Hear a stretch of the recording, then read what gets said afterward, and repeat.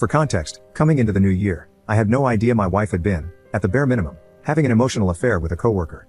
On New Year's Eve, before I found out about this, she came home and acted extremely cold toward me and our kids, just in a really pissed off mood. Earlier that evening, she asked if she could go out to have one drink with a female coworker, whom I knew and trusted, and I told her that was cool but that the kids were staying up for the ball drop, so as long as she could be back to celebrate with them, I was fine with it. Well, she ended up getting off work at 11:30 and barely had enough time to get home. After the ball dropped, she cried and cried. I asked her what was wrong, and she said she got invited to her friend's house to have drinks with them. I said, "Look, I'm not sure what's wrong and why you're crying about this, but it's fine. You deserve a girls' night out every once in a while. I don't mind watching the kids, just go." I put the kids to bed, she left, and then about 3 hours later, so 3 a.m., I tried to contact her. No answer. I waited about 15 minutes, called her again. No answer. I called her friend who she's supposed to be with. No answer. She then texted me back 5 minutes later and said, "Yeah, I'm still coming home tonight. We're still drinking." Never in our 6 years of marriage had I felt a gut feeling that something else was going on, but that night it all hit me. I went through our phone records and found another number I was unfamiliar with that she had been in contact with all night. Ignoring my calls, texting that number in between, etc. She had also been texting this number for a 3-month period daily. I never suspected that she would be texting another dude while right beside me, watching family movies either, as the times had shown. How I didn't see this, I have no idea. Maybe she had this individual listed as mom in her phone. I don't know. I had never gotten this vibe or feeling our entire marriage. I was blindsided by it. Anyway, I confronted her about it through text with the proof like an idiot. She speeds home, deletes everything on her phone, no way of getting the backups restored, no way of ever knowing she did not meet up with this guy. Upon finding this out, I immediately told her I wanted a divorce. It was at this point she began getting violent with me. Talking crap about everything I had been doing to keep us financially stable, the 18-hour workdays that kept a roof over our heads. She told me that I needed to leave even though I pay rent and both our kids are asleep. I refused. We slept in separate rooms that night, and the next day she tried to act like nothing even happened, claiming that she remembered we'd fought but couldn't remember what it was about. So I show her the phone records even though I'm positive she was just trying to pull some crap, and she confesses who the individual was and says they flirted a lot but never actually met up. I told her if that was true, she'd have no issues restoring the text messages she deleted, at which point it was confirmed she deleted everything and deleted her last backup. Since then, she's tried hard to convince me they never did anything and never saw each other aside from work. I keep finding bits and pieces of things that don't make sense. Chunks of text deleted from her friends' messages around that time, pictures on her Google Drive from that night, where she was with, who she said she was, all deleted from her phone. For what reason? The most damning evidence I have is for a 2-hour period on New Year's Eve. They stopped texting each other then randomly started texting again at around 3 a.m. when I started calling and got that feeling. My gut tells me she left her friend's place, went to his place, and then went back, or, she went straight to his place from our place, then went to her friend's when she found out I was calling them. There are revealing pictures of herself she never sent me also on her Google Drive taken on Snapchat. She's since given me all her attention and initiates intimacy tenfold. The texting stopped, and she shows me everything on her Snapchat and even downloads her data to show me she's not hitting other people up. I'm seeing the side of her I haven't seen since we were married all those years ago, but I can't help but trust my gut in demanding a divorce. I feel like she's kept things from me, and not knowing for sure is eating me up inside. Sorry for the way this was written. I'm aware there is some jumping back and forth, and I'm just scatterbrained right now. It's honestly getting to me more now than the night I found out. I feel stupid, just know that it's been over 4 months since this occurred. My parents know all of this and keep pressuring me to work it out and not dwell. My brothers are saying, screw that, get a divorce. Am I wrong in seeking a divorce?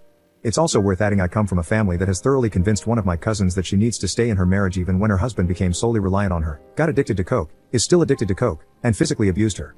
All because by golly, no one in this family has ever gotten a divorce. So essentially, doing so, I would get disowned by my parents, my sister, all my cousins, all my aunts, all my uncles, but I would still have the support of my 2 brothers. I've been ignoring her since last night, and she's been snapping and calling me all morning to see what's wrong. Update 1. After a long day of considering my options, on Friday, I sat my wife down in the evening when she got off work and after I had put the kids to bed. As soon as I brought up that my trust in her was completely gone, she immediately became argumentative and essentially stated, I thought we had left this in the past. You never trusted me, did you? I responded, even if you didn't do anything physical or meet up with him outside of work, you'll never let me see those text messages. You'll never pull the Snapchat data. She responded, you're right, marriage is based on trust, and if you don't trust me, then maybe we ought to call it quits. The irony in this is that I worked 18 to 19-hour days for the past few years, barely being able to do anything I wanted to do in my life because I was supporting our children, getting them to bed, cleaning the house all the time, doing all the cooking, and barely even getting enough sleep. Probably took years off my life just from the stress. She, on New Year's Eve, said screw the kids, screw you, and essentially went out to party with her friends, all the while ignoring calls from me and our daughter asking where she was, while also responding to her bare minimum emotional affair partner. Not getting into all the details so as to not repeat myself between this and the update. Long story short, in my state, we have to be separated for a year before a divorce can be finalized. When I agreed with her that we should start separating and that I had already been in contact with a lawyer, she freaked the FCK out on me. She begged me not to go through with it, but alas. Next Friday, I will be dropping her off at her parents' a few hours away. The kids will be staying with me for now, with the help of one of my brothers. I told her there was only one way I would put this off for now. Pull the data, pull the texts, prove your case. She looked down at the ground, one more time, and told me that's a violation of her privacy. We haven't spoken since. For now, for my kids, I gotta keep on keeping on. Up in the comments. I hate the trickle truths. First, it was a guy in a different state. Second, it was a coworker. Third, it was someone underneath her that she supervises. Fourth, and just now, randomly got a text from her stating she may have told him she loves him, but instantly regretted it, and that's it.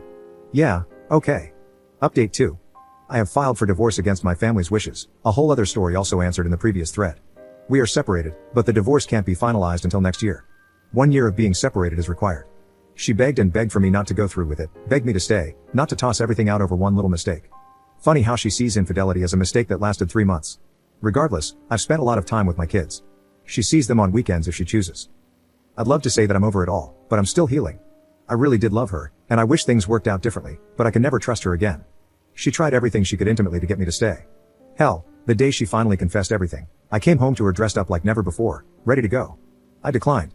She went as far as offering me head every day for the rest of our lives if I stayed. I've been working and taking care of the kids. It's harder on them than it is on me if I'm being honest. They still don't understand. I've just been telling them mommy has some things she's working on. I don't have the heart to tell them we won't be a functional household anymore at this time. Also, my parents haven't once talked to or reached out to me since I told them I was filing for divorce, not even to check on my kids or anything.